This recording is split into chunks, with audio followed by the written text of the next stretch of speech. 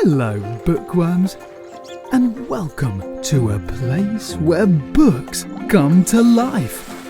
So, get cozy. It's the Cosy Bookworm. Being Frank, written by Donna W. Earnhardt, illustrated by Andrea Castellani, with permission from Flashlight Press.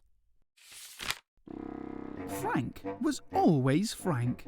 Honesty is the best policy, he said. Frank never lied to his schoolmates.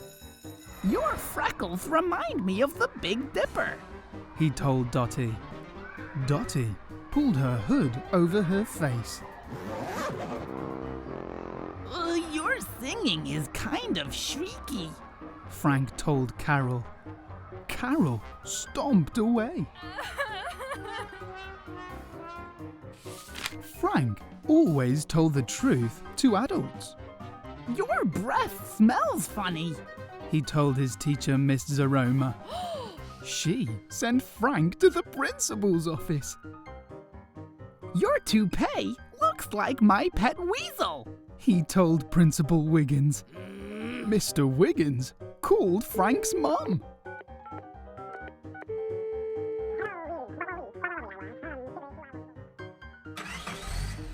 You wouldn't get so many wrinkles if you didn't glare at me like that, Frank told his mum on the way home. And by the way, you're speeding.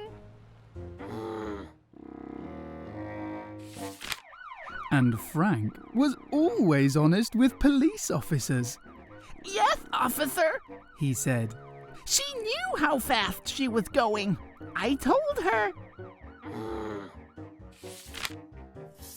Frank was very proud of being Frank. But other than police officers, adults weren't as impressed with Frank's honesty as he thought they should be. You'll have wrinkles one day too, Mom said, rubbing on some lotion. Some things are better left unsaid, said Mr. Wiggins, adjusting his toupee. You don't have to say everything you're thinking, said Miss Zaroma, popping a mint in her mouth. Frank's schoolmates weren't impressed either. My freckles do not look like the Big Dipper, Dottie said. And my mother says I shouldn't listen to you. I'm still going to sing in the talent show at the school carnival tomorrow, but I'm not going to ride the Ferris wheel with you, Carol told Frank. But we always ride the Ferris wheel together, Frank whispered. Everyone was upset, and now Frank wasn't so happy either. Frank clipped his toenails and alphabetized his bug collection, but he still didn't feel any better. So he walked down the block to Grandpa's house. Grandpa Ernest was on the porch, clipping his toenails. Incoming! He yelled. Frank ducked. What's up, Frank? Grandpa said. Everyone is mad at me for being frank. I'm not sure honesty is the best policy anymore. That used to happen to me too, said Grandpa. Mrs. Peacock walked by and straightened her massive hat. It's new! Do you like it, Ernest? Frank thought the hat looked like a flower store on Mrs. Peacock's head. Well, Grandpa said, there are an awful lot of flowers up there, but my favorite is the purple one in the middle. Oh, thank you, Mrs. Peacock beamed. A toodaloo!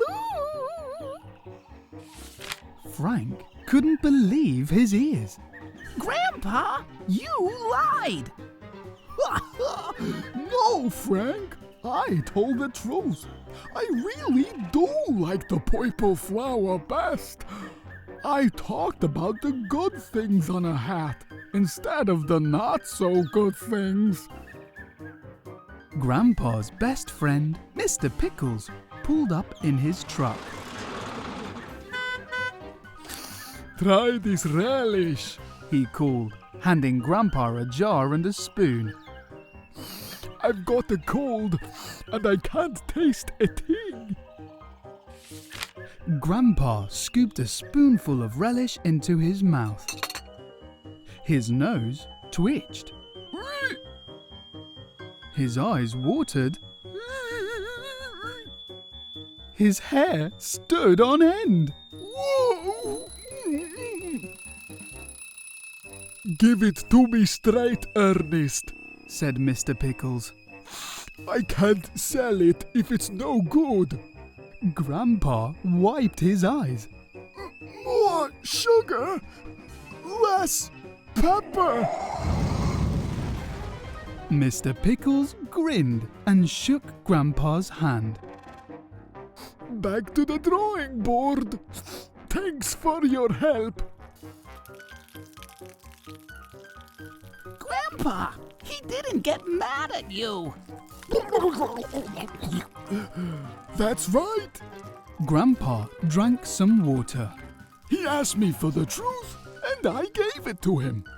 Frank sighed. So, I shouldn't give the truth unless someone asks for it? You should always give people the truth, Grandpa said.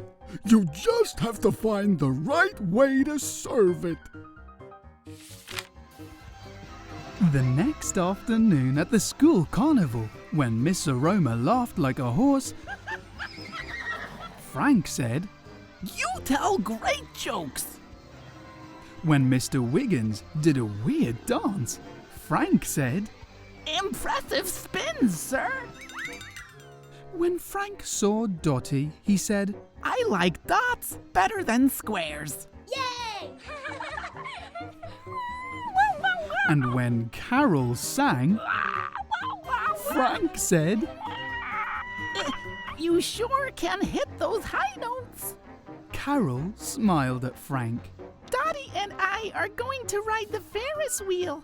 Do you want to come? On the way home, Frank gave Mom a poem he wrote for her. Mom, your hair looks nice today. I only see a little gray. And when she smiled, Frank decided not to mention the wrinkles around the corners of her mouth. The next day, while Frank helped Grandpa in the garden, Mrs. Peacock stopped by again. You were right, she said to Grandpa. That other hat had too many flowers. Just then, Mr. Pickles arrived with a new jar of relish for Grandpa to try. Excuse me a moment, Grandpa said to Mrs. Peacock.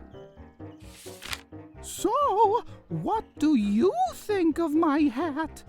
Mrs. Peacock asked. But this time, she wasn't asking Grandpa. She was asking Frank. Frank looked at Grandpa on the porch with Mr. Pickles. Grandpa was taking another spoonful of relish, and he wasn't drinking any water. Frank knew just what to say. I've never seen a hat like that before.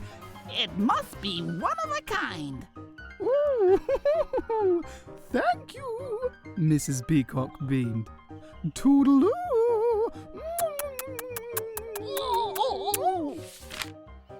So, how is it being Frank today? Grandpa asked. Well, Grandpa, I still think honesty is the best policy, said Frank. But now I know it's best served with more sugar. And less pepper. If you love the Cosy Bookworm, click like and the bell below. Click subscribe for even more stories. Oh, cheeky worm.